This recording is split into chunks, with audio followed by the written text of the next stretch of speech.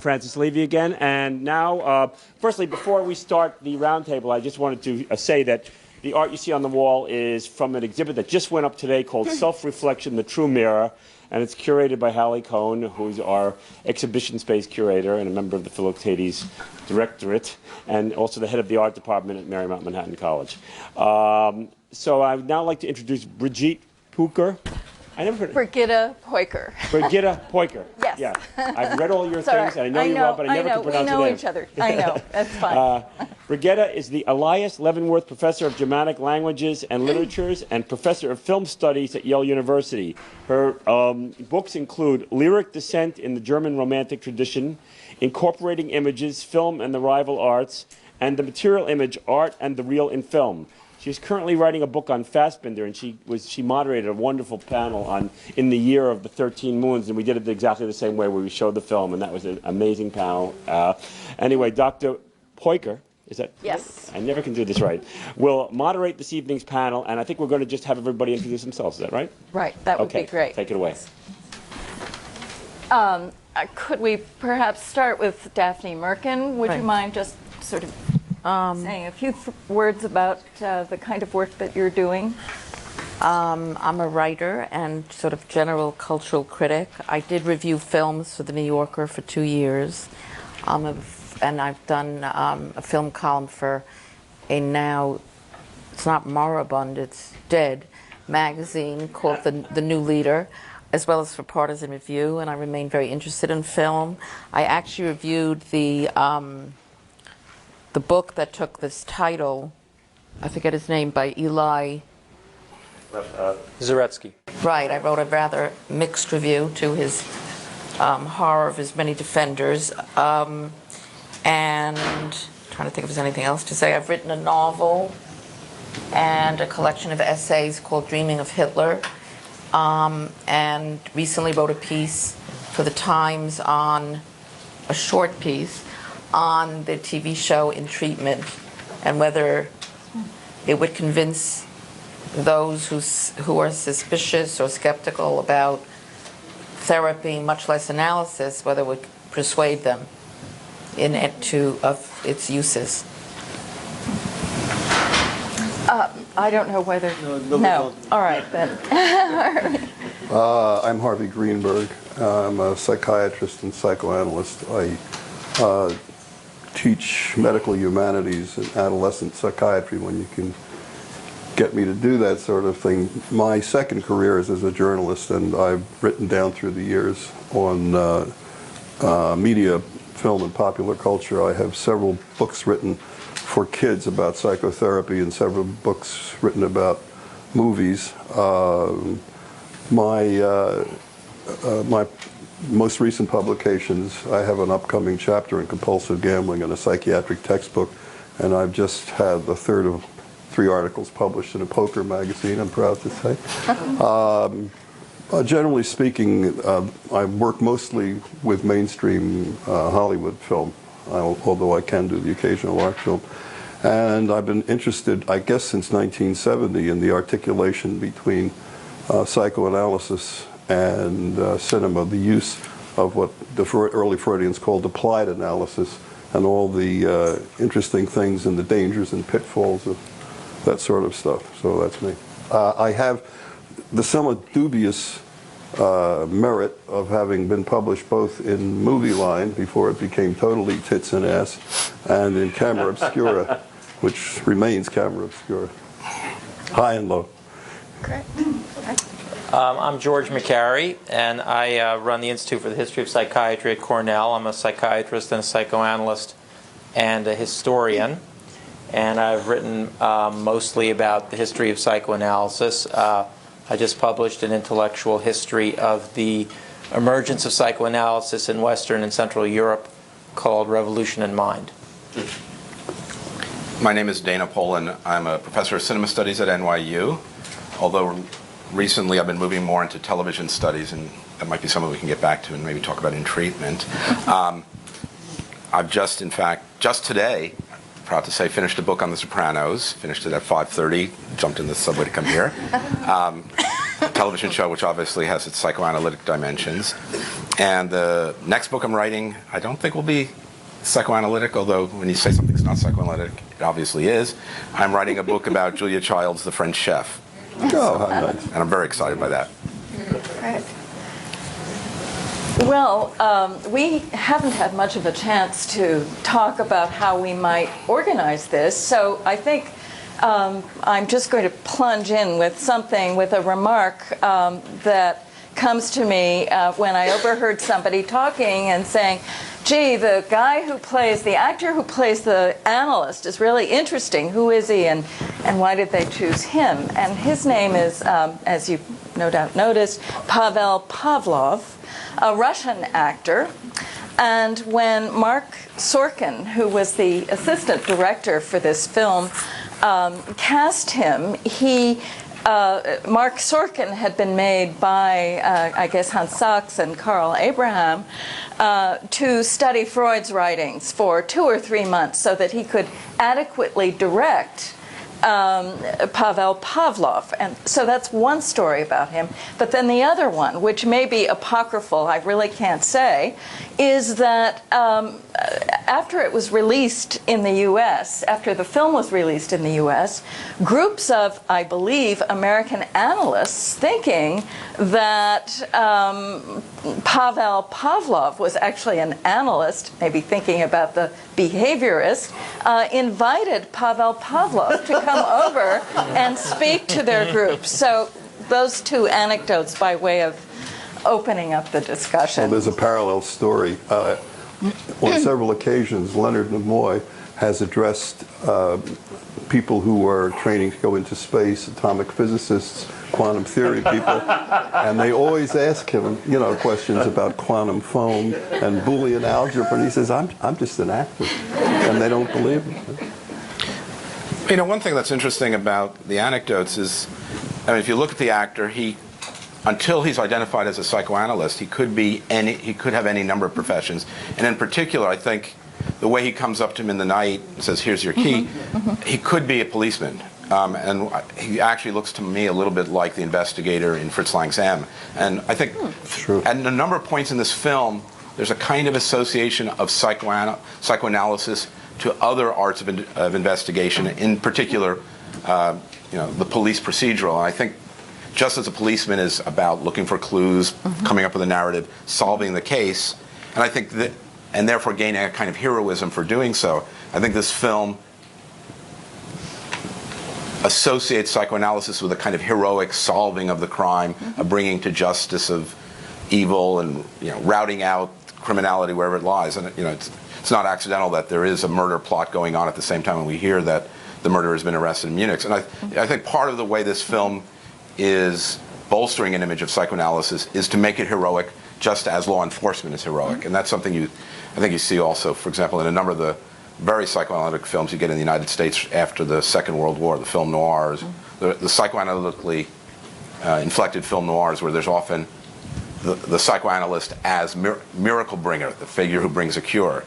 And it's not accidental that the same figures who work in crime drama work often in the psychoanalytic dramas. Right. Well, what you were saying about policing, Dr. Orth, which means, of course, regularizing, think orthodontics or something of that sort, is that's what he's doing. His goal is to regularize and to socialize.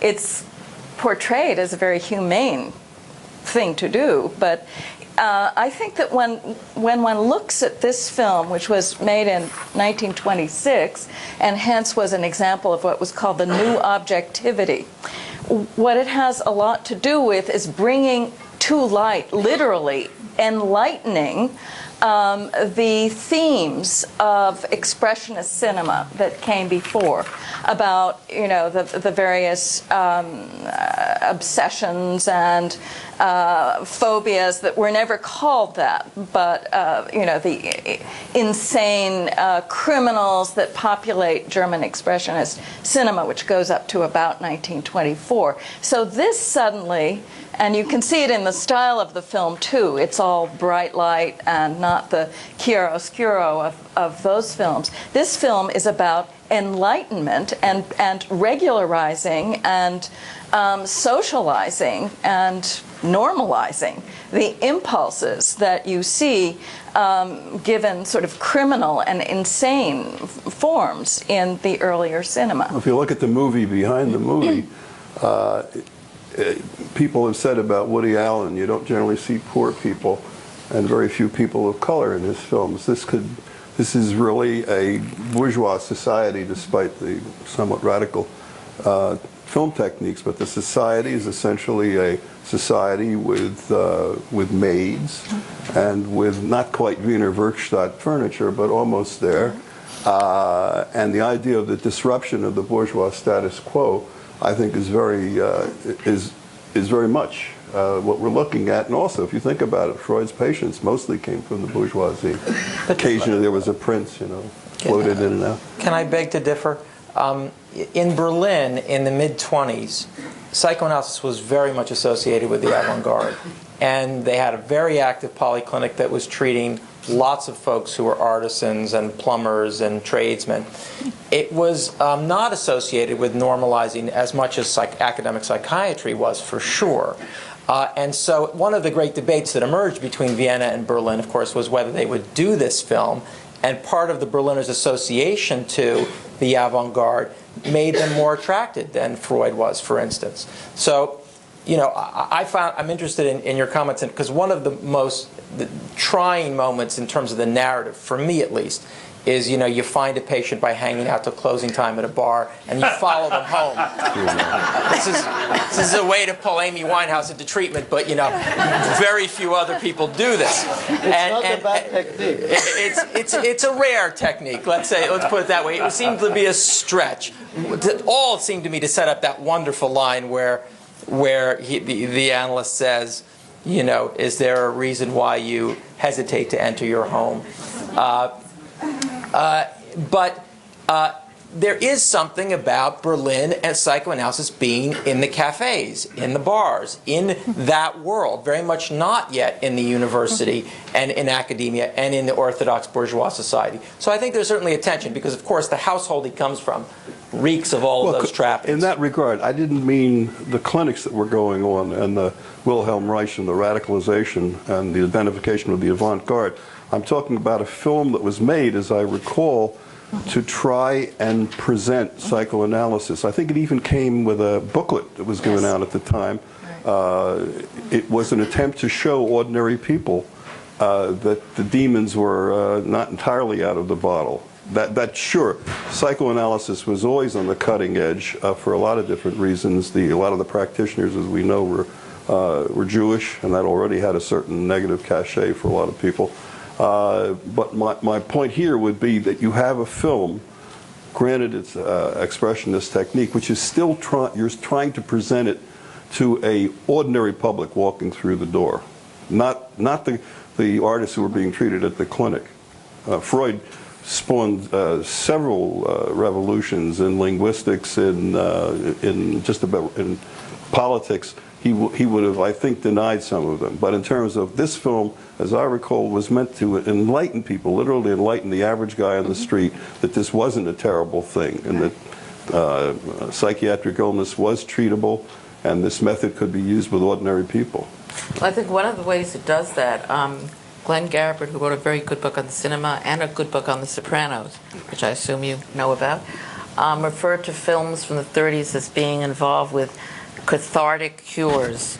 And I think one of the ways this movie, I don't know what kind of audience it drew in at its own time, but it's a lot about symptom relief in the end. I mean, it made along the way, there were a lot of terms thrown in. One way it struck me as mimicking psychoanalysis today, with the exception of Freud, is its linearity and its sort of humorlessness, which Freud certainly had a very good sense of humor, but kind of everything is presented in this very sort of magical way, really, that continues years later, like in Vertigo, when the psychoanalyst says you suffer from, I forgot what he tells James Stewart exactly, something that releases James Stewart for the rest of his life, from the vertigo. So this movie also suggests that if you have one or several insights into, it's a little about the aha insight mode of therapy, which never worked for me, but maybe does work. And I did have a passing thought. I mean, one of the more praised aspects of this movie are the dream sequences and the double exposures. And I was thinking of a writer. I took a critic, a very good critic. I took a writing class with years ago named Anatole Broyard. And one of the things he said was never to write about dreams, that they're inherently boring. And I was thinking, watching this movie, that a little of his dream for me went a long way. That it kind of stretched out in a way I was... and I still thought he seemed like a hysteric at the end of the movie. The way he ran down the hill like he was going to a baptism. But those were some thoughts I had. The bell tower. Right. Yeah. Right. Dreams have always presented a great problem for filmmakers, and a long time ago I wrote an essay about Psycho, and I said that filmmakers are often at their worst in portraying dreams when they try to do it. The dreams in Spellbound are famously hideous, but if you look at a shot in Hitchcock's Psycho, when Vera Miles is approaching the house where we know that Mrs. Bates or her mummy is living, it's very, very eerie. Instead of her going to the house appears in a canted way to come to her, and that is damned eerie. And there's a lot of examples where cinema is extraordinarily dreamlike, but not when it's trying to be. And I think that's sort of intriguing. I want to go back to pick up 2 points that you mentioned, and sort of also builds on that, the filmability of dreams and things like that. One was this idea of the punctuality, or what you call the aha moment. And I think part of this is why I'm actually interested as much in how television is dealing with psychoanalysis as film, because I think one limitation of film, obviously, is the format of the feature film. An hour and a half, or in this case, about 70 minutes, 2 hours. There's only so much of the ongoing interminable process of psychoanalysis that can be represented, and I think you're impelled towards that kind of narrative of closure when you have a 2-hour beginning, middle, and end structure. And there's so many films you can cite. I guess, is it Spellbound where there's the cure as they're skiing down a ski slope? Yeah, well, the whole thing. Fritz Lang's Secret Behind the Door. He says. Well, there are very few movies that present therapy as it is, because therapy is inherently boring. Well, but it's also, I think, the duration of film is of a different duration than the psychoanalytic process. To be sure. Unless you're watching Andy Warhol look at the Empire State Building. I don't know, can I interrupt and say, I know it's said that therapy is inherently boring, but I don't think that's, first of all, certainly not, to me, quite accurate. And secondly, it's more that therapy is quiescent. It doesn't have much active life. I mean, many things are boring and repetitive and perseverating, and they're portrayed with, love affairs are boring. They can only go a certain kind of way. I think it's more to do. It's Which more way to, were you? right. I meant Which one. way is that? I meant one of two ways: fail or succeed. But we're talking about interiority, and which is a problem that novels have addressed, like in Stream of Consciousness. I think that's one of the reasons. Simply to call it boring is cute, but doesn't address the larger issue of how do you represent an essentially interior process. Well, I meant boring from the outside, in the sense that we sit for 3/4 of an hour, 15 minutes of an hour, time after time. A lot is going on, but those aha moments are relatively rare. The inner process is what's important, but I don't think it's easy for a film to capture, since films are inherently dramatic, that kind of day after day suchness. Yeah, and then nor should it. Why going should back it? to Brigitte's point about bringing to light, I think one of the interesting things about this film then is it has a certain confidence in the science of psychoanalysis as bringing to light, rendering clear, and somehow starting to put to rest psychical processes. yet the very moment of light at the end of the film begs for psychoanalytic interpretation, that everything is so bright, everything is so perfect. It's clear that that last sequence is a kind of wish fulfillment, is a projection. Right. It's phallic with the baby held up against the mountains. I mean, it's definitely meant as ironically. It's too idyllic. You have urban people suddenly transformed into peasants. The whole business of it's not just a summer house or a weekend place, the whole business of the fish. I mean, it is another... But it's also Wish, Freud in dream. Switzerland during August. Yeah, maybe so. But it's interesting. And it's to me. very ironic. Yeah, it's very It's ironic. interesting to me that they chose to use the man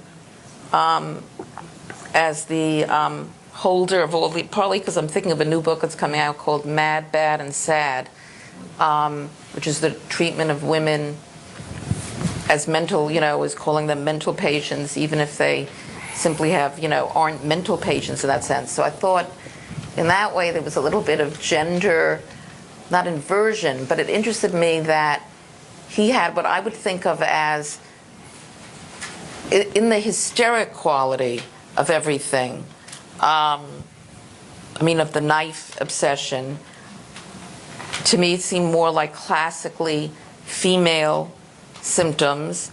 I also thought one thing that was interesting in the movie was the whole treatment of the marriage and the treatment of paranoia. I kept thinking of that. I think it's wrongly attributed to Delmore Schwartz that even paranoids have enemies. Like the setup of the cousin who's always lurking about suggestively, and then you're supposed to attribute it all to the man's hyperactive, hypertrophic imagination, was interestingly done to me, as well as the marriage. I was wondering the scene when he was having the nightmare and clearly screaming, why the wife didn't come out of the room sooner. It took like a breakdown for her to emerge. So I was thinking of that kind of the view of marriage that's portrayed, that's the movie conveys. No, I think what the movie cannot, if you think that it can't say certain things, this man is impotent. I think it's implied in the film, but you didn't talk about that kind of stuff openly in cinema. Today, we're drowning in it. There's a great deal in order to make the film acceptable to an ordinary audience that can't be shown. We know in passing that they have separate rooms. The other thing is, there's another, if you want to give it in terms of what you're saying about paranoia in Freud's classic paper on paranoia and homosexuality, another construction, Martha Wolfenstein famously said, when a film is trying to reassure you about what hasn't happened or what isn't happening, it has happened. And one other way of looking at it, I'm just playing around with it here, is that this is a man in some kind of homosexual conflict about his cousin, that's really the lover, and it's the wife that's getting in the way. If you turn the whole thing upside down, I'm not saying that that's entirely viable, but... Well, it is interesting. You were talking earlier about detection being another analog for, let's say, the analytic process. It's also interesting that the spectator of the film has a great deal more work to do than the analyst. All the interesting images, and in a way you're suggesting that now, all the interesting images, the ones you can't talk about, right, which sort of surprises me because I think you could talk about it. But anyway, those are left there for the spectator to interpret and read. And I was wondering, Yeah, I think that's why I saw the film for the first time earlier today. I thought of it as a success. I had read all of the arguments between Freud and the Berliners about this thing and knew all about that, but I'd never seen the film. And so that's the way I came to it. And so the question that I was asking was Freud right? His basic concern was the abstractions of psychoanalysis couldn't be represented in plastic form. And so given the parameters, and the parameters were also a silent film, how successful was this film going to be, or how much of a disaster? Because we've all seen lots of disasters, right? I have to say I thought it was relatively successful, and in part because of that. What it did with artistry and implication. A lot is implied. There's not one sexual interpretation that the analyst makes. The whole case is filled with sexual symbolism. It's a case that cries out for a heavy-handed Yeah, true. sexual. It's never made. What about a light-handed? Even a light-handed one. I mean, in fact, the analyst would have no doubt, especially in Berlin, where they're pretty heavy-handed about their interpretations, been making a lot of heavy-handed sexual interpretations. So it's interesting that it doesn't happen in the film. Maybe the artistry of the director is such that he knew that implication would be more powerful in getting one internal state to imagine another. Professor, could you say more? I never quite understood the remark that Freud was supposed to have made to Abraham about plasticity. We cannot represent. You use the term. Abstraction, yeah. What would that be? What was he actually referring to? In terms of the plastic arts, in terms of, I think the question was, it was a question that had great resonance because it also meant how empirically validatable was your stuff if you couldn't pick it up or represent it in sensory ways. So the abstractions of psychoanalysis, how much could it be represented in a form that could be easily observed with sensory perception? Tough question. When you were talking about those things that escape the therapist in the film, but that we interpret, it occurs to me that a corollary of what you were saying before about the difficulty of finding adequate representation of dreams in psychoanalytic films, a corollary of that is an inadequacy of finding an equivalent for the therapeutic process. Yes, exactly. And what we get is very literal therapeutic activity. Someone hearing and interpreting. Someone saying, you said that, here's the symbolic interpretation. And often, and I think you see the same thing at times in The Sopranos, I think you see it in therapy. The most interesting moments of therapy are not what's represented as going on between the therapist and the patient. It's elsewhere in the show. It's elsewhere in the fabric of the work. And in the same way, I think there's something very literal about the psychoanalyst in this film. In the nature of the constraints and the trajectory of narratives, it has to be that aha moment, and it often has a crude and rather simplistic quality. There's an old bad joke.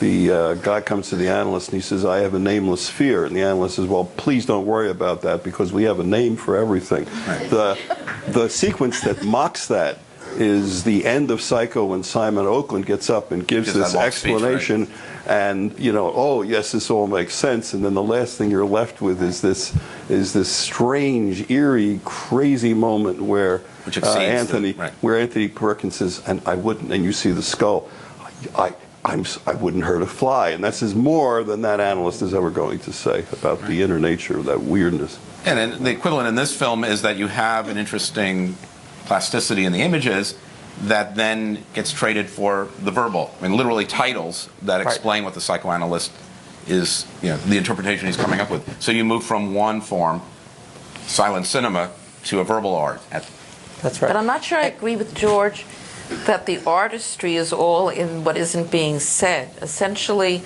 what the analyst says to him is, you're afraid of knives because you're afraid of knives. There's a slight Zen, essentially, I mean, you're saying it's all, first of all, this was pre the Hays Code. They could have put in, I don't know, would it have hurt the film to have attempted some translation into sexual terms or sexual fears without coming out in a, major, in some ways it becomes laughable to me.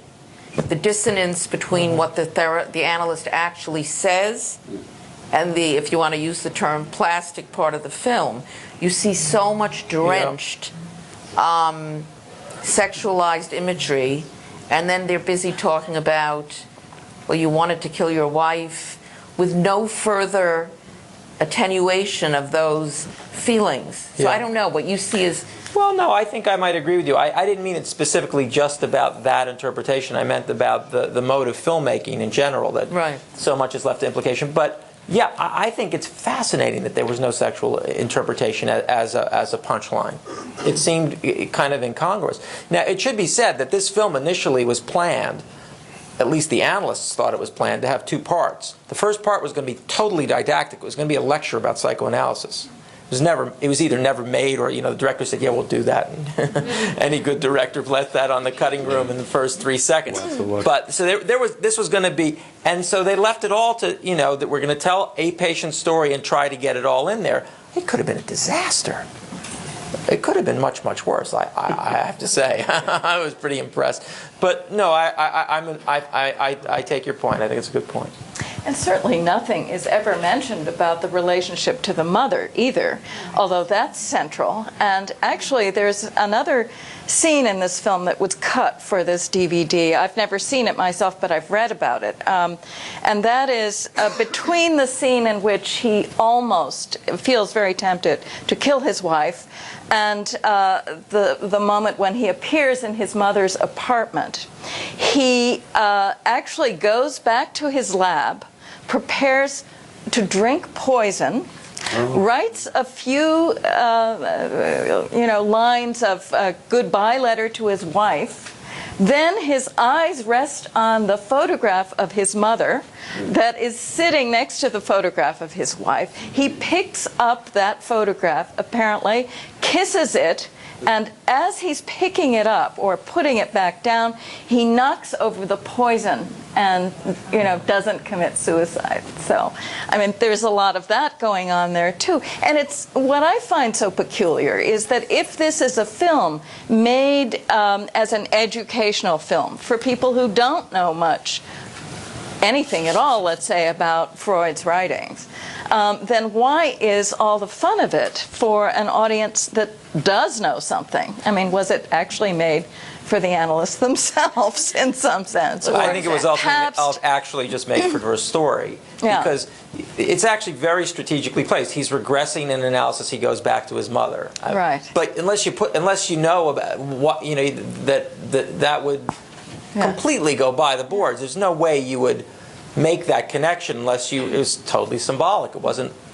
Right. So as an educational tool, it's rather weak. Just Does anyone know if it had a popular appeal? Apparently it got good reviews. Got good reviews. whatever that means. But Yeah, whatever that means. But the actual BO, what the box office take, and how many bags of popcorn they sold, I don't think we know very much about that. Can you tell us more about this whole battle between Freud and Abraham and Sachs about the way the film was made and why Freud didn't want it made? Sure. There's a lot of different history about that, and I've heard some of it, but I wonder how much what I know is apocryphal. Well, the bigger picture is that between 24 and 25, there was a lot of fighting between Berlin and Vienna. And a lot of this was expurgated from the first Abraham Freud, so we have to wait for the complete Abraham Freud that came out in 2002, or if you went to the archives, you could find it in the secret committee meeting. Bitter, bitter vitriol between the two camps. And so this was just one other fight. They had been fighting about a bunch of stuff. One of the fights was how independent was the Berlin group going to be. They didn't accept Death Drive. There's no Death Drive. This is a movie about sexual frustration leading to aggression and rage. And this is Abraham's model of the drives that's making this guy sick. There's different positions, and there's just plain old power struggle for who's going to control the movement, because Berlin's got the most powerful institute, and Vienna's got Freud and Rank and the Verlag, and they're fighting a lot. This becomes one of the fights.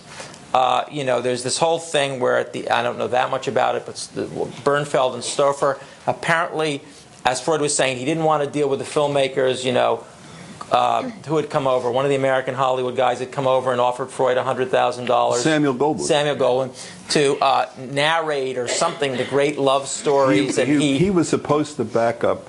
I've heard several different versions of it, and I went into the archives, not because Hollywood doesn't want to talk about this. My son is a screenwriter, so we got a hold of some stuff. Goldwyn, and this is a time when Freud had zip money. He came to Freud, he wired him actually, and offered him 100,000 smackers if he would consult on a series of films about great love affairs of histories. The first was supposed to be Antony and Cleopatra. Correct. Freud sent him back a resounding 9, which is one of the few times anybody ever said no to Samuel Goldwyn, leading Goldwyn several years later to say anybody who sees a psychiatrist should have their head examined. But Goldwyn was furious, and then there was the whole question of Freud's relationship to America. He wasn't too wild about us a good deal of the time. Right, so even his contempt for that offer, and there was contempt, he still said to Abraham, and he said, well, at least Goldwyn was a clever man. He understood the only way you could represent this stuff is through what's available visually, and that's going to be something like a love story. So he was against it, but as this was getting off the ground and as it looked like it was gaining momentum, two Viennese came up with a screenplay of their own and started to talk, and that's Siegfried Bernfeld and Storfer, and there's unclear kind of debate about whether they tried to undercut the Berlin project. Was it made? It was never made. It was never made. You know what it was about? Exists. It was to present psychoanalysis to a film audience. I was lucky enough to talk to Kurt Eisler because I was trying to. There's always this myth that Freud didn't go to the movies at all. The only time he went was when he came to America and brought us The Plague. And Jones said that he went to a film with a lot of wild chasing, some Keystone Cop, Nickelodeon type film. Eisler was of the opinion, then there was the idea Freud couldn't go outside because he was sick. And Eisler denied all of this. He said, look, if you think about it, do you ever hear of a telephone in Freud's writing? You hear of trains, but most of the apparatus of modern day life is not to be found in Freud. He said Freud was a man in many ways of the 19th century.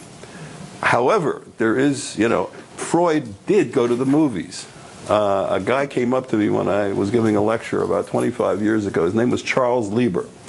And Lieber, as I recall, was an entertainment lawyer, and he used to go to Berlin and Vienna, and he used to hang out with his uncle, whose name was, I think, Lipschitz or something like that. And he was an entertainment lawyer, and he loved the movies, and he loved psychoanalysis, even though he had never been in psychoanalysis himself. So this would have been around 1936, 1935, and there was a movie downtown called the Kreuzkino, the Cross, and they showed American films, probably with subtitles or dubbed. Now, according to Lieber, the lights came up after the double feature, and as he walked down the aisle, the uncle elbowed Lieber, and he says, "Das ist the Sigmund Freud." And Lieber looked over, because everybody knew what Freud looked like. He had been in the newspaper. And there, they claimed there was Sigmund Freud between two younger people, a man and a woman, having an animated discussion. Now, it could have been Freud's double, but it's sort of an interesting story if you think about it. Freud at the Bijou watching Gone with the Wind or whatever they were showing. One thing, very away from the anecdotal, that I was also struck by watching the movie is that the analyst is not made into a figure of fun, which certainly happens. I mean, there's a little period, I think, in the late 50s, early 60s, where you have Claude Rains being a gently helpful pipe. All analysts smoke pipes in those years. But then later on, by the 70s, analysts in general, and you could see that in the Smithsonian exhibit, in the one that was contested by Frederick Cruz and others, and then in the end did go on. They had a series of they showed vignettes from movie portraits and TV portraits of therapists, analysts, and they were mostly completely send-ups. And it interested me that this was not. I mean, I thought he was a private eye. I couldn't tell if he was.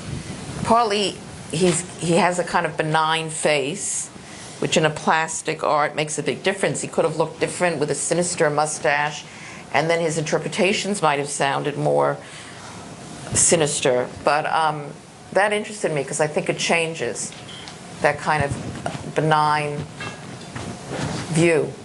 Well, I think some of that goes along again with this idea of enlightenment, which is he's bringing to light processes in others, but in a sense he doesn't have a psychology of his own. He's above that. He is the force of reason, of law, order, symbolic interpretation. But later on, that enlightenment and all he's bringing becomes mocked, beginning with the 60s. Oh. Right. Yeah, and I think one version of that is the notion that every analyst is himself or herself troubled and needs an analysis. And I think probably for me the key film is a lesser-known film, but now it's sort of coming back, The President's Analyst, with James Coburn, where he hears terrible things from the President of the United States and then goes to his own therapist and says, I have to talk to you about this. And that idea that the analyst also is implicated in psychological processes, I think comes much later. But they don't have analysts in the earlier films don't have private lives. Right, I mean, the Claude Rains, and I think the classic example, he's not really an analyst, but close to it in Now Voyager. He's always available for Charlotte Vale. We learn a lot about her life, but he's just there because he's there. Right. The psychoanalyst is always able to be there miraculously when you need him or her. Later on, Melfi in The Sopranos is not always there. Melfi has a private life. What we're seeing with Paul in therapy is very much about the interference or intersection of his life with his patient's life. And I think that is at least in the history of the representation, that's a more recent development. The Gabbards, in a great book, and it's now in its second edition, it's a wonderful book. Crin and Glenn divide over the years psychiatrists into three categories. Dr. Evil, who is the mad scientist. It would be like Silence of the Lambs is the latest, but he's a psychiatrist. Dr. Dippy, which came from an early silent presentation of a movie called Dr. Dippy's Sanitarium, is the analyst is crazier than his patients. What about Bob? And then there is Dr. Wonderful. Dr. Wonderful is the analyst you wished you could have, and maybe people in Hollywood do actually have. He is available, or she is available anytime, anywhere, any place. Fee is never mentioned, and insofar as you know, that the only patient is the patient being treated, and that's it. So you have those three stereotypes, and they come and go. Yeah, I think Dr. Evil in Berlin, if I'm correct, maybe you can tell me, in Dr. Mabuse, there is a scene where it says Dr. Mabuse, psychoanalyst. Now, he's never shown practicing. Is that so? That's right. Well, it's through hypnosis, really. You see him doing hypnosis, but at one point it says on his door. He's not really an analyst, but what's interesting, I mean, he is obviously a villainous figure, right?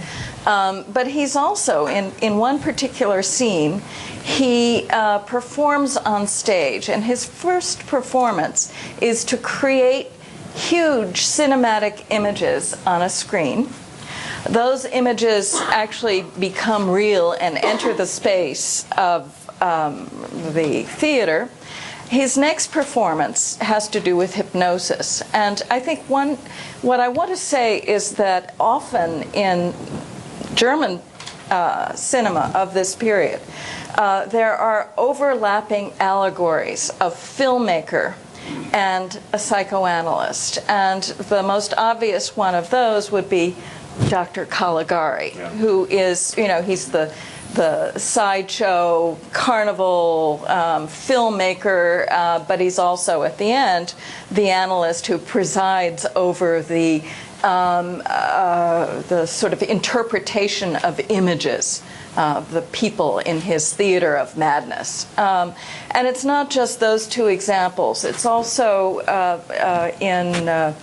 in The Last Laugh, where this dream sequence, and that was made at the same time, 1925, as this film, where this dream sequence begins with a kind of rotating door, which is the glass door of the hotel, but that also stands for sort of primitive visual toys, a holograph or something of that sort. So you have, time and again, you have filmmaker and analyst in sort of negative and positive guises coexisting. And I was wondering if anyone had anything to say about that, any light to shed on that. Because you were saying earlier, Dana, that you don't think that there is any real analogy between cinema and psychoanalysis. I mean, in the sense of growing up at the same time, or that one can think of them productively together. Oh, and I thought maybe you could talk about that a bit and maybe see if this could become... I guess I should clarify, this is something we were talking about before the evening began. And I wasn't so much that there's not an analogy. I think if there is a connection, it is at the level of analogy rather than some kind of... Right. For me, what I want to avoid is some sense of there's a natural destiny by which cinema and psychoanalysis had to be two practices of the 20th century that came together that reflect something about our modernity. I think there's always... a danger when one does sort of the intellectual history of modernity. There's always a danger of saying there's this one modern phenomenon and another modern phenomenon. They're both part of modernity. Right. They therefore must both express something deep. And if it's, and to my mind, any two things will have some points of contact, but that doesn't mean in any way they're intimately necessarily connected. I think there are historical moments where psychoanalysis comes together with cinema, but a lot of that's about historical contingency. The German expressionism is I mean, it's Right. really they're Yeah. really co-equal. Yeah. It provides the palette kind of. But that's for specific historical reasons. Or, Populates the world. American film in the 40s is because, in part because a number of German emigres are coming to the United States, have an awareness of European traditions, but there's not some natural vocation of the cinema to be psychoanalytic. Oh, no, I don't. However, and again, the Gabberts have made this point, and I think it's a great point. You know, Hollywood, basically they like to tell great stories and make a fair amount of money, and if the movie's a great movie and makes a lot of money, that's good too. Psychiatrists are great for the purpose of pure narration, okay? First of all, they encourage flashbacks, childhood memories. And then I remember that they enable confrontations. Oh, so you think you didn't love your mother? Well, let me tell you all about that. Crin and Glenn call the psychiatrist, they use a term borrowed from Henry James, a ficelle. It's the marionette's strings. And in that sense, psychiatrists are tremendous empowerers of interesting narratives, and always have been. But again, Not sure going back, it sounds so to me unlikely, frankly. This connection between empowering and narrative. I mean, because I did just write about in treatment, and I think you can empower narrative if you have melodrama, such as a patient who's the most unlikely patient bringing in an espresso machine. First of all, in real life, I don't think that man would remotely be in therapy. He's resistant, and one of the problems, basically, I thought we started off earlier, to me, that show has been accused of, I mean, not to me, to anyone who reads about it, it's been relentlessly accused of being unrealistic and melodramatic. And it comes back to the same issue to me. I'm not sure analysis enables storytelling in a way that's accessible to a viewer. It enables internal storytelling between one person and another person, which isn't storytelling of a populist variety. It's a very idiosyncratic story that may not have application to anyone else. I'm talking about just moving a narrative along. There are other characters, and certainly there are other characters that move narratives along. They could be sea captains, but I think the Gabbert's point is that psychiatrists have a peculiar power in classic narrative. Whether you believe it or not is a whole other issue. you know, picking up on your point, the intense subjectivity of any one particular therapeutic situation. I think that goes back to something you were talking about earlier, the sort of the dogmatic side of this film, that here is this analyst who has the key.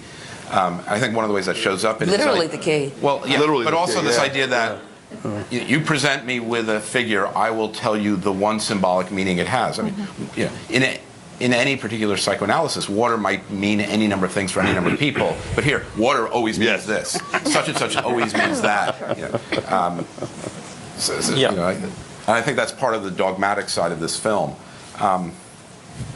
It's part of also, I think, of, after 70 years of attempting to represent psychoanalysis in different forms, of this extraordinary disjuncture between popular representations of it and the field itself, which, once it moved to character analysis, which by 1925 it had really started to do, and transference analysis and countertransference, rather than dream interpretation and catharsis, which was already kind of almost over by 25. It was very hard to represent that. That was slow, grinding, not very dramatic work. It's true, absolutely true. I also wanted, I'm sorry. Go ahead. I want to pick up on another thing when you said that the representation of psychoanalysis in something like In Treatment is, I think your term was unrealistic. And there was No, I personally wrote that I thought it did a actually interesting job. I know the accusation has been often by people who wouldn't step near analysis anyway, that it's too melodramatic, and it has a lot of plot points that are Right. I guess what I wanted to simply say is that it's not we have to make sure, or we need to be aware that unrealistic or melodramatic representations can still be quite effective and effective in the public arena. I mean, I think one of the things that's interesting, especially given today's topic of the history of psychoanalysis and the history of cinema, is not only to ask how cinema represents psychoanalysis, but how in doing it the way it does, it actually becomes itself a constitutive part of the process of psychoanalysis. And what I'm thinking of is people who, having grown up on the movie version of psychoanalysis, or who are now growing up on the television version of psychoanalysis, will let that, consciously or unconsciously, influence their understanding of the practice. I mean, there was an interesting piece in today's LA Times about in treatment we were talking about earlier, about people who, both therapists and patients, who are finding the therapeutic situation influenced by watching the show. That is, I had a friend, and this was actually before shows like that, who said she had to terminate one of her analyses because she found she wasn't transferring onto the analyst. And she said, I kept waiting for transference, and I kept thinking, and my answer was, if you know you're supposed to have transference, that's going to influence the coming of transference. But analysts are always fascinated by anything that's about them. If you think you're always going to cathect onto If you think you don't have transference, that's itself a transference. Yeah. But I just wanted to add a couple of things to the discussion. One is, just to finish up on what Dr. Makari was saying, Freud ended up being okay with this movie. And the reason he ended up being okay with the movie was because Abraham got sick. And Abraham needed money to pay for his medical treatment. And Freud thought that, you see, something good came out of it anyhow, despite the fact that prior to that, Ernst Jones had been very, very negative about this and had written numerous letters to Freud complaining about it. So he ended up being okay about it. I thought that the sexual aspects, the impotence of the man, or the difficulty he had in making his wife pregnant, and I don't know if at that time in psychoanalysis he would have been considered as impotent the way we have now erectile something dysfunction, but more that he had some kind of phobic or block to being able to impregnate his wife, was nicely done. I think it would be very hard in watching the movie not to come to that conclusion, because the clues are all over the place. That's true. So I thought it was nicely done. The other thing that struck me, and I think people who know more about movies and movie making could comment on that, because I don't know much about it, is that there were many, it was a little bit like taking 15 things that Freud said in his interpretation of dreams and showing them. 15 things that he said about phobia and showing them. And 15 things about something else and showing them. And then choosing out of that whole bunch of things, only a few to make it into a cohesive narrative. And so I don't know if that was a result of the fact that they had just numerous things that they had to edit and put together, or whether that was done on purpose. For example, they show a scene, a dream, where the man is flying up and then flying. Now, Freud describes specifically in an area, in a chapter about typical dreams, these typical dreams, flying dreams and falling dreams. So they show that. Then they show when the Assisi is coming up, and when it's coming up, there's this tower that looks exactly like a penis. So there's that symbolic, the idea that Freud had at that time about symbolic interpretation. So a tower is a penis, a knife is a penis. Pith helmet. Let's not forget the wonderful pith helmet. Pith helmet. You get an examination dream in there, too.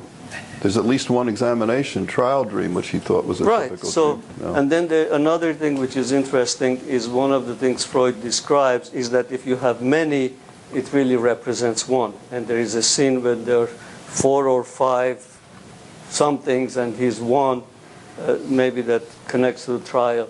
So that's another element from Freud's ideas. Then there was the one where he flies and he goes through that statue that has been given as a gift. And twice they show him going through it, which is what Freud said, that in the dream that can happen. You can go through a solid structure, whereas in reality you can't. So they showed tremendous amount of theory as was available in that time.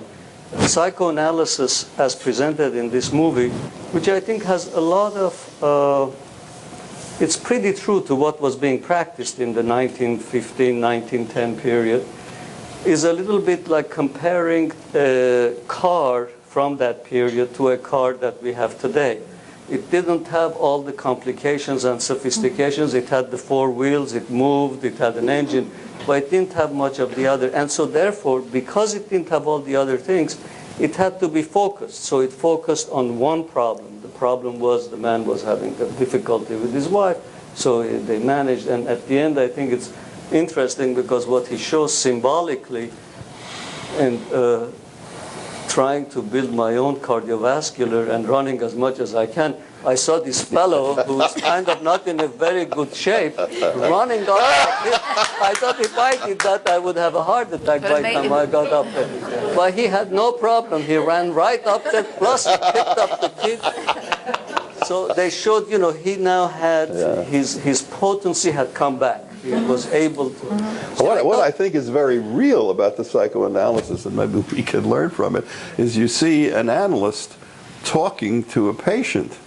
If you read the records, these guys never stop talking. Then it comes across lecturing to the patient, talking, and the guy turning around. Whereas when it comes to the United States, what happens? You get that famous joke, he must be a dead man. He must be alive. Whoever heard of a dead man with an answering service? So that idea, the classic silent analyst, these guys couldn't stop talking. And I think maybe we should talk more to people. It wouldn't hurt. The only thing I differ from what has been said, when I first saw that analyst, I thought he looked more like a criminal than a businessman. I was thinking before, he is coded as a modern man. And I was thinking about what you'd said about the avant-garde, because the style of his suit was very much a modern suit. If you compare it to the pinstripe of the patient and the spaces that he, well, I don't know about the spaces that he inhabits. Actually, the patient inhabits modern spaces. But he's coded as modern. And maybe, and I don't know who can say who did what in this in putting this film together, but it may be that he also is made to look like a Marxist, because Pabst actually, yes, that style suit. Pabst was influenced both by, he was an avid reader of Freud for years before he made this film, and he was also a Marxist and was involved with various socialist groups in the US and then in France as well. So, you have these various kinds of analysts, but this man is modern. And I'm thinking, too, of Peter Gay's book on Weimar culture, in which he says, the modern is what's refused, and psychoanalysis is the modern, because it is the scientific. Yeah, actually, it's a brand new book on modernism itself.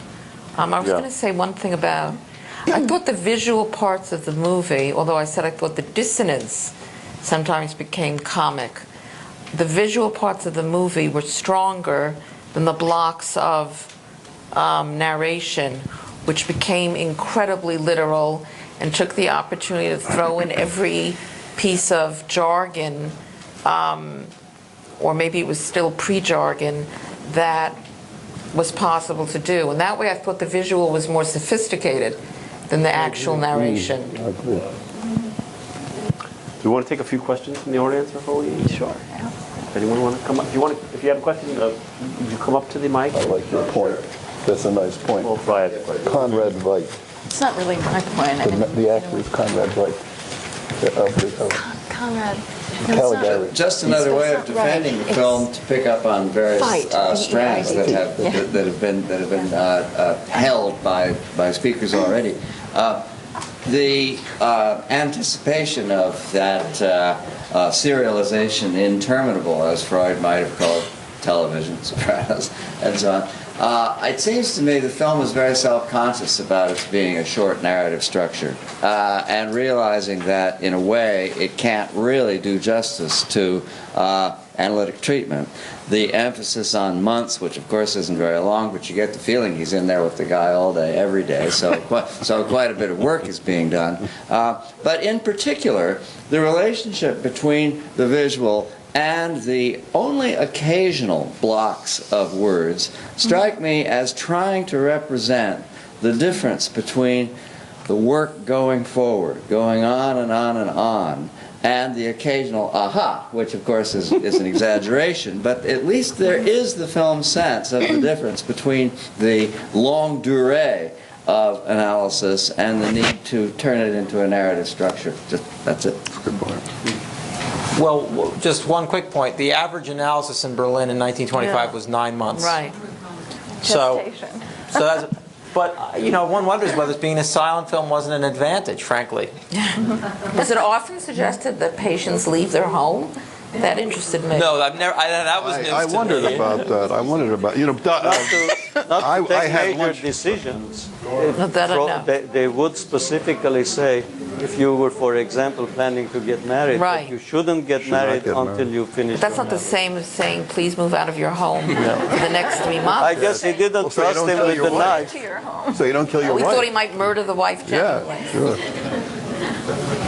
I had just wanted to make the comment that as a psychoanalyst and someone who likes to look at films through a sort of transference, countertransference paradigm, I had a kind of countertransference, I guess you'd say, to this film as a whole. That was a kind of a fondness, a kind of appreciation for the courage that it probably took Certainly to try to do something like this, to not be sure how it was going to be received, but to just sort of give it a try. And I also was very struck by a few things. I mean, we don't always have the goal of perfection for our patients, but we look sometimes at what is the most significant problem, what's going on, what is really energized. And this man was in a tremendous panic because he couldn't give his wife a baby. He was furious at her for constantly being the person who reminded him of how awful that situation was. And every time he tried to think of having sex with her, he thought about a knife. And there were all of these times he was affectionately trying to rub the nape of her neck, and he was trying to trim her hair, and he cut her. So there was something that was a sexual and an aggressive activity put together. And every time, it was clear, every time he looked at the knife, he was reminded of this. And then finally, at the very end, when he's telling the doctor how furious he was, and he goes, this. And he's obviously been able somehow to disentangle aggression and libido. And this is where the art was at the time. So I thought, bravo, you did a good job. And maybe there's, homosexual conflict, but maybe this man will look at that, or maybe he never will have to. But if he successfully can have a child and have a heterosexual life, maybe if there comes a time later on when he needs to look at his homosexual conflicts, he'll be able to do it. He'll give you a call. What did you say? They can give you a call. Hang out at a bar, I can tell you where to go. But I just think the idea that we can't do everything, and we do what we can. And I like that. there was a piece of this film that really made me feel that way, and this is like 80-odd years later. So either I'm back in, the early 20th century, or maybe that's where psychoanalysis Can I can ask be. you a question? 'Cause, Sure. I mean, the epilogue for me was almost reverse of what you're saying. I agree with you that the film has this kind of we're stumbling towards helping him. We Yeah. go bit by bit. But the ending, it seems to me, is about the achievement of a kind of perfection. I mean, there is this, I think the implication, even if it's ironic, is nothing more needs to be done. We've achieved some kind of... But it was clear the Yeah, I don't moment you read it saw that way. epilogue on the screen. Yeah, no, it's Unlike you, discounted. I was reminded of The Sound of Music with that running down the hill. Those mountains. But it would have been a stronger film. No, I guess it would not have, as Oprah would say, closure if it didn't have the epilogue. But it does suggest all problems have been solved. That's German romanticism. But isn't that a movie? I mean, many of the Highly movies, ironic. if you look at them, what percentage The of ending's movies not highly ironic. have changed, but what percentage of movies have had these, you know, uplifting endings? Everything is resolved, you know. Well, you know, I He does just because you kill were the asking me, fish. I think it's Messy whole end to the fish. Which is the only thing that He spoils does this. kill. Well, you do see these close-ups of a little bit of anxiety when he's doing the fishing moment, as if there are little things left over. But But look, I think the the point you are sadistic making is that he was able to get his wife pregnant and have a child. Whether he has deeper conflicts that have not been resolved is really at that point irrelevant, because he did what he needed to do to keep his marriage and have his family. It's interesting, we're just having a discussion whether the epilogue is ironic, which I don't see it as within the movie itself, but you see it as an ironic comment. Yes, I do. First of all, it's totally separate from the narrative. It's not the product of that narrative. It's a timeline. You do need to show Yes, but- at least 9 months later Yes, this is transpired. but it isn't such a radical displacement. I mean, literally displaced people. And first of all, it's like something from, you know, it's kitsch, you know, and it's just not of a piece with the aesthetics of the film. It's in every way separated off. It's the epilogue. It's not, you know, you don't have a cut or a fade and then, you know, It's 9 brief. months. It's brief, yeah. 9 months elapsed. Time can pass would in a demand- film and it can still be part of one body. But this is separate. It's Yeah. really And it's even separated labeled off. as such, which Yeah, other epilogue. movies, things like this happen with a year later, and you see Right. the guy with 9 kids and, you know, the Swiss Chalet, and there's no epilogue, it That's just sort of that happens. period that it said epilogue. The aesthetics of new objectivity is sort of like the lab. You know, it's modern, it's rectangular, it's none of the kitsch of sort of peasant representations. So, I mean, I don't know, that's I don't just agree one with other you. way. I think it's Yeah. demanding a lot of the movie and of the period to say it's being ironic. To me, it sort of leads from the movie. Plenty of We have a witches. question. Let's take a couple of more questions and that's There's one scene in the movie that I just find baffling to the extent that I wonder if I actually saw it.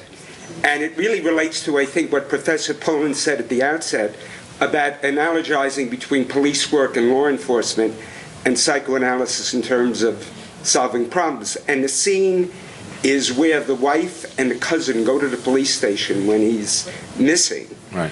And they get the desk officer, as it was, calls in apparently to the chief inspector who's inside.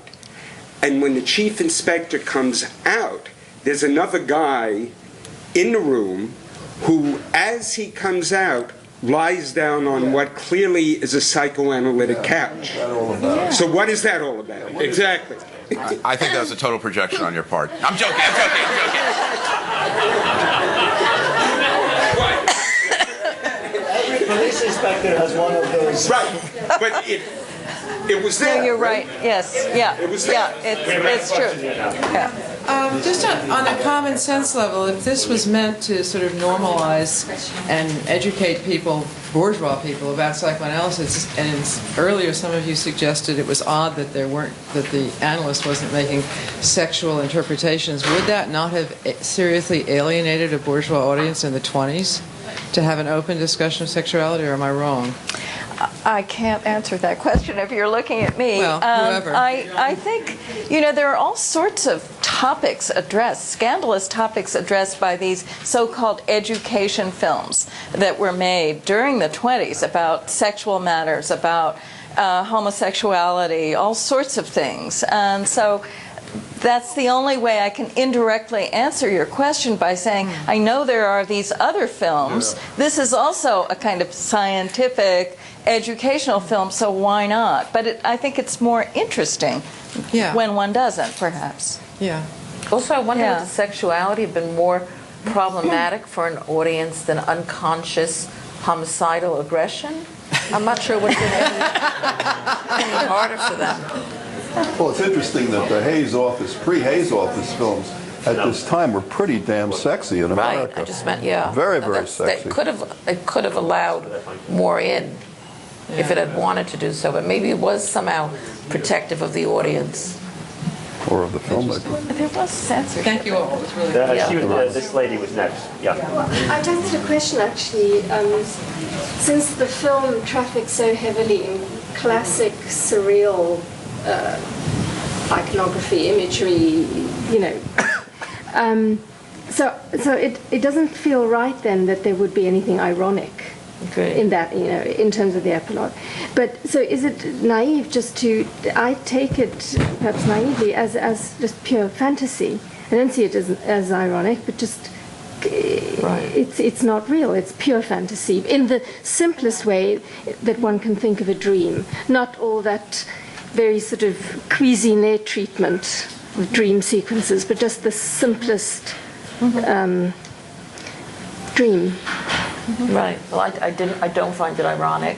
You mean a fantasy sequence, not a. If you're talking about the narrative. A fantasy in the way that, let's say, one dreams of having a dinner party where everyone you love and care about most in the world can be there, but you know that that can never be for many reasons. Everyone may not be alive, or everyone may not be speaking to one another, and so that can never happen. So just in that simple sense, a very direct sort of fantastical sense of picturing that dinner party. So you picture it could them be at a work. fantasy that a person in therapy who had this wish. Yeah, as I said just before, wanna fantasize it about might it. the epilogue might be the most psychoanalytic moment in the film because it really is. It could be read as a complete wish fulfillment, a projection. That's what I'm saying. That's how I. We have two more took it on questions. it. Why don't, Lila, you had one, and then Miss Lady was first. So these two questions, and Matthew both. You're next, and then Lila. Forgot what I wanted to say. Probably very naive questions that I have. It's going out of my head. I don't think I'm feeling too well tonight. What about the satisfaction of the wife? Life or wife? Of the wife. Well, yeah. Forgive me, I may not have heard every word because I was sort of flying off there. The husband is supposed to be the same age as the cousin, approximately. He looks very much older. That's one question that I had. And you hear nothing about whether she's happy with the situation or not happy. And can we be sure that the baby is not the cousin's? We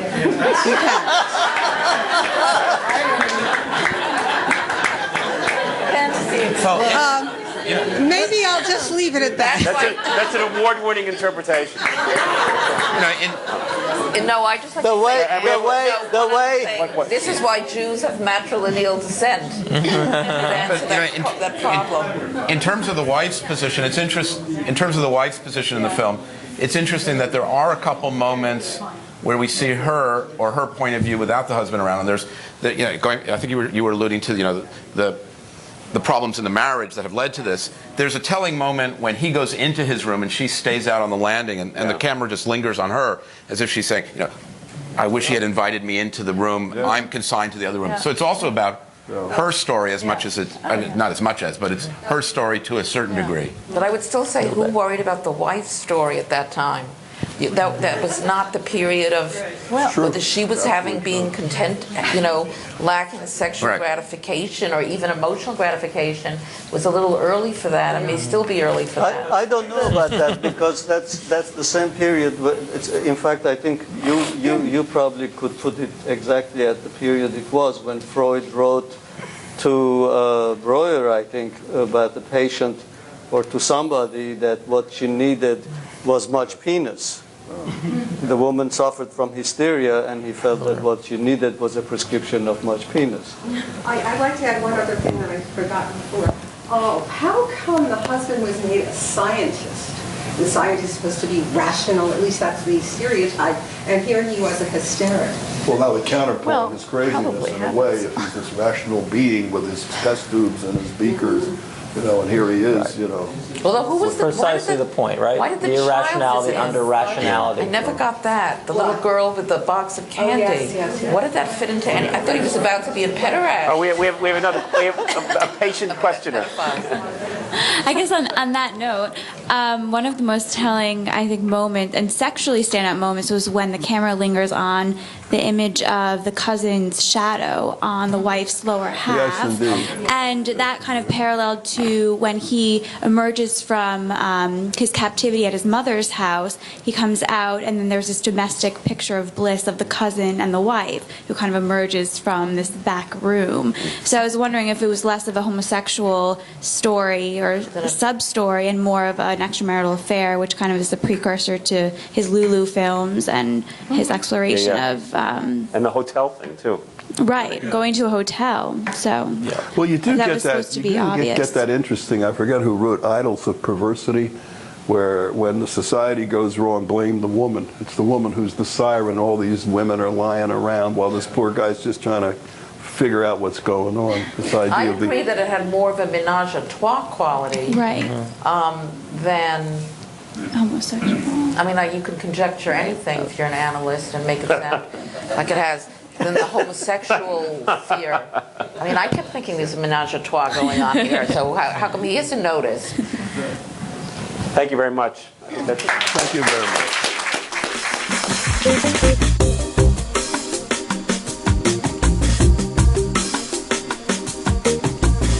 Further information about our programs and a complete archive of past Philippides events is available at philippides.org.